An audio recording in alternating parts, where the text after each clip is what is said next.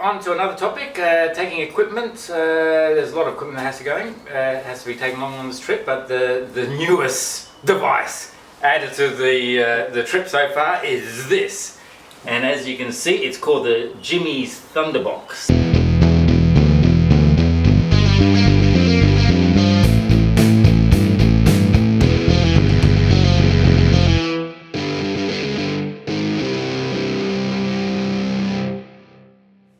Preparing for the Simpson Desert.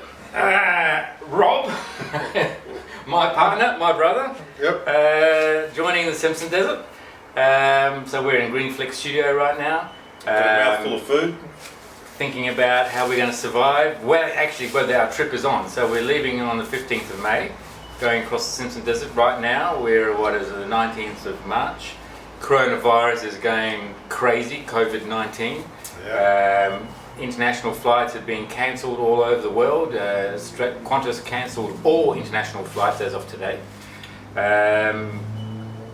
There is talk about shutting off states also. Northern Territories shutting all the borders there as well, so no one can go in or out into Northern Territory. Are you? There's talk about that right now. So whether that's going to actually happen or not, who knows? So that's going to affect possibly our journey, but nevertheless we're going to be doing some sort of a journey that starts on the 15th of May. Ideally we need to finish off in Alice Springs because then that's where we fly back to Sydney and then fly back there again in June to start the Gun Barrel Highway. If flights are flying.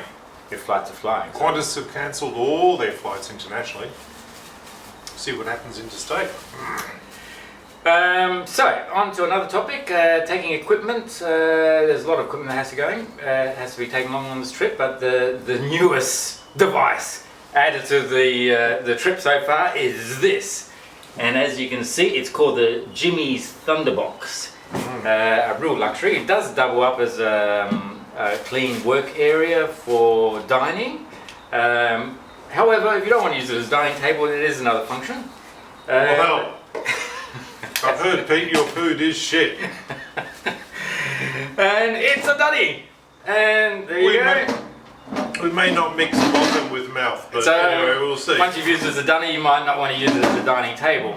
No. And you would put a bag in there, and you cut the bottom of the bag so that you keep the whole place hygienic. But then all the stuff goes into the sand. So that when you want to then leave, you basically just take the whole lot, leave so what you end up doing is you just leave the bag, wouldn't you? You don't leave the bag. You can't leave in the desert. It's not biodegradable. It is biodegradable. However, you take whatever you take into the desert, into the national park, you've got to take out as well. So at least you have a separate bag. Poo? No, the poo and stuff stays in the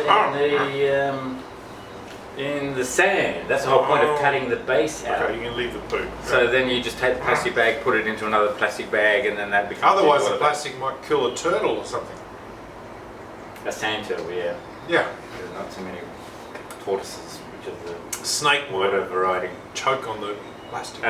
So this then just collapses like this. Look at that! Nothing! Amazing, okay. Takes up no room. And then I made a couple of design changes. I put these little plugs on it.